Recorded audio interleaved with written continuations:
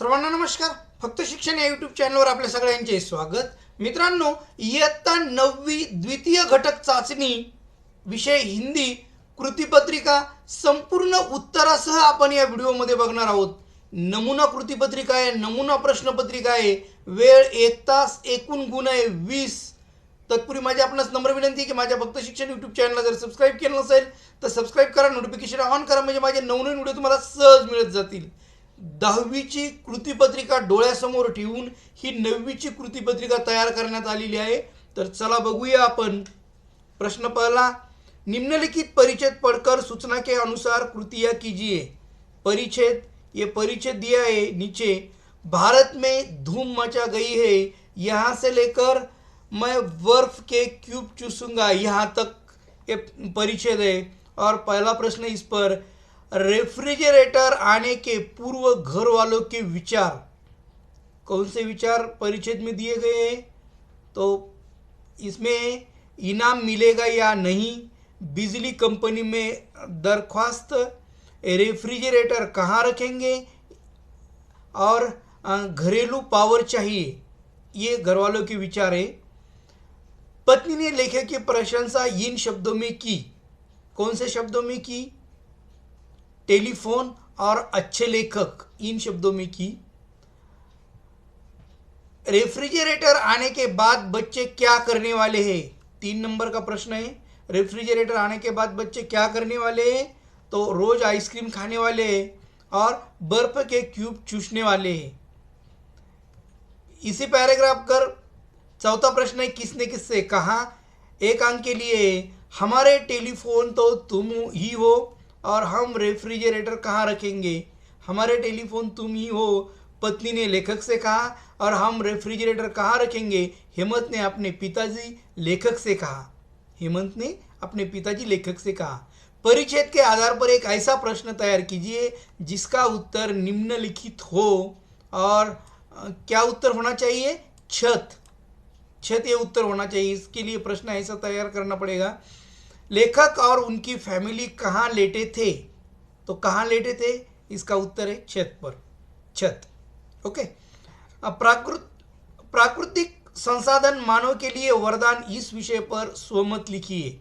स्वमत लिखना है. 2 अंक के लिए. प्राकृतिक संसाधन मानव के लिए वरदान, इस विषय पर स्वमत लिखना है. तो आप लिख सकते हैं, प्राकृतिक संसाधन मानव के लिए वरदान के समान है क्योंकि वह मानव का जीवन सुगम बनाते हैं. प्राकृतिक संसाधनों के बिना मानव इस धरती पर जीवन जी नहीं सकता. प्राकृतिक संसाधन जैसे वायु, जल, प्रकाश, धूप, पेड़ पौधे, खनिज पदार्थ आदि प्राकृतिक संसाधनों के बिना मानव जीवित नहीं रह सकता. हवा, पानी, रोशनी, धूप, सब की आवश्यकता मनुष्य के जीवन के लिए बेहद आवश्यक है. यदि यह सब अधिक संसाधन मनुष्य को नहीं प्राप्त हो तो वह उसका जीवन भी संभव नहीं है. इस संसाधनों के अतिरिक्त अन्य कई तरह के प्राकृतिक संसाधन मनुष्य के जीवन को सुगम बनाते हैं.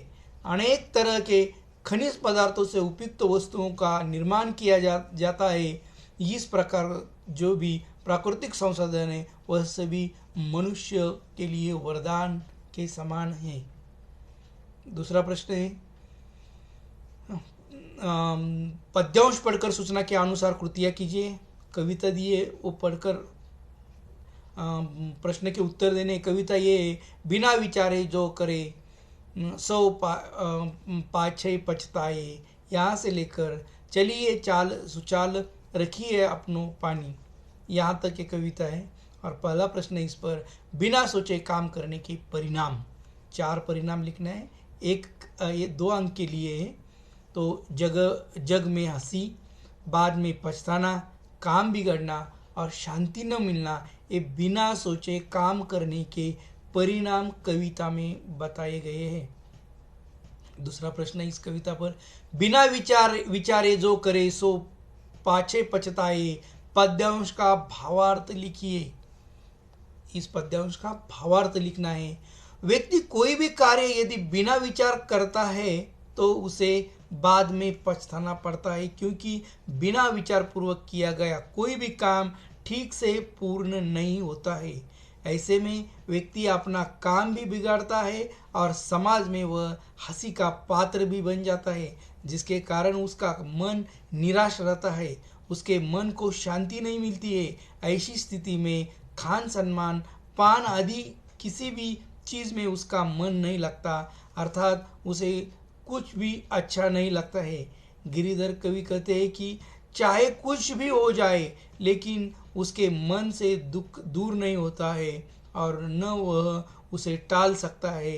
बार बार उसके मन में वही बात खटकती रहती है कि उसने बिना विचार किए काम क्यों किया था। उसे अपने अनजाने में ही की गई गलती पर पछताना भी पड़ता है। सोमत ऐसा लिख सकते, सॉरी, भावार्थ ऐसा लिख सकते हैं, खुशियाँ बांटने से बढ़ती है। इस पंक्ति का भावार्थ स्पष्ट कीजिए। खुशियाँ बांटने से बढ़ती है, इस पंक्ति का भावार्थ स्पष्ट करना है। सच ही कहा गया है कि खुशियाँ बांटने से बढ़ती है। खुशियाँ संपत्ति की भांति होती है। जिस प्रकार हम अपनी संपत्ति का जितना दान करते हैं उतनी वह बढ़ जाती है, ठीक उसी प्रकार हम जितनी खुशियाँ लोगों में बांटेंगे उतनी ही मात्रा में वह बढ़ती है। अगर आप किसी की आंखों में दर्द देखते हो तो उसके साथ अपने आंसुओं को बटाओ। अगर आप किसी की आंखों में मुस्कान देखते हो तो उसके साथ अपनी खुशियाँ को बांटो। आपको परम सुख की अनुभूति होगी। आपका मन प्रसन्न और प्रफुल्लित हो जाएगा, जिस कारण आपकी खुशियाँ दुगनी हो जाएगी। मदर टेरेसा जी ने सभी दीन दुखी अनाथ बालकों के जीवन में खुशियाँ भर दी, तो संसार ने उन्हें नोबेल पुरस्कार देकर उनकी खुशियों को दुगना कर दिया। अंत स्पष्ट है कि खुशियाँ बांटने से बढ़ती है। निम्नलिखित परिचित पर कर दी गई सूचनाओं के अनुसार कृतियाँ कीजिए। पहले परिच्छेद देखेंगे, ये परिच्छेद है नीचे, उसका दुकानदार ने यहाँ से लेकर यहाँ कहाँ रखेंगे उनने, यहाँ तक ये परिच्छेद है। और इस पर पहला प्रश्न है, इस परिच्छेद पर परिच्छेद में आए दो पशु पक्षी के नाम। कौन से दो पशु पक्षी के नाम परिच्छेद में आए? खरगोश और तोता, ये दो पशु पक्षी के नाम परिच्छेद में आए हैं। ये खरगोश और तोता भी आया है, खरगोश और तोता है। ये देखो, परिच्छेद में आए निम्नलिखित शब्दों के लिंग पहचान कर लिखिए। माँ, मित्र। माँ स्त्रीलिंगी, मित्र पुल्लिंगी। मुहावरे का अर्थ लिखकर वाक्य में उचित प्रयोग कीजिए। 2 अंक के लिए घोड़े बेचकर सोना, घात लगाना। घोड़े बेचकर सोना यानी निश्चिंत होकर सोना। बोर्ड की परीक्षा देकर जयश्री घोड़े बेचकर सो गई। बोर्ड की परीक्षा देकर जयश्री घोड़े बेचकर सो गई यानी निश्चित होकर सो गई। घात लगाना, किसी को हानि पहुंचने के अवसर ढूंढना। घात लगाना यानी किसी को हानि पहुंचने के अवसर ढूंढना। राजेश ने मोहन को मारने के लिए घात लगाई, इस तरह लिख सकते हैं। निम्न शब्द शुद्ध करके लिखिए। खरीद कर और पेड़, तो खरीद कर यानी खरीद कर, ऐसा ये शुद्ध है, और पेड़, ये पेड़, ऐसा ये शुद्ध है। पालतू प्राणियों के लिए आप क्या करते हैं, विस्तार पूर्वक लिखिए। सोमत लिखना है अपना। पालतू प्राणियों के लिए आप क्या करते हैं, 2 अंक के लिए। मेरे पास एक पालतू कुत्ता है, उसका नाम टॉमी है। मैं रोज शाम को उसके साथ घर के पास स्थित बगीचे में घूमने जाता हूँ। मैं उसे अपने हाथों से नहलाता हूँ। उसकी साफ सफाई भी पूरी जिम्मेदारी मेरे ही कंधों पर है। मेरे विद्यालय चले जाने के बाद मेरी माँ उसकी देखभाल करती है। टॉमी पूरे परिवार में सबसे अधिक मुझसे और उसके बाद मेरी माँ के साथ घुला मिला है। जब कभी वह बीमार पड़ता है तो मेरा पूरा परिवार परेशान हो जाता है। उसके ठीक होने तक मैं दिन रात उसकी देखभाल करता हूँ। उसके खान पान पर मैं बहुत ध्यान देता हूँ।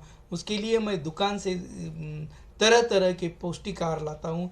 जानवरों के लिए ज़रूरी से भी टीके मैं उसे लगाता हूँ। टॉमी मेरे परिवार का हिस्सा बन चुका है। इस तरह हम इस पर सहमत लिख सकते हैं और मिलेंगे। धन्यवाद।